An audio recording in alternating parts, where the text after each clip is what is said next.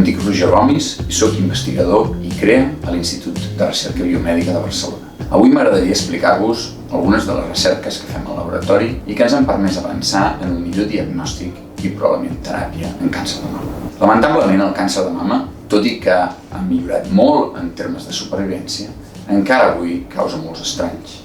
La metàstasi, o el que és l'extensió d'aquest càncer de mama a teixits distants, acaba malauradament causant la mort del voltant d'entre un 10 i un 15% de la població de malaltes.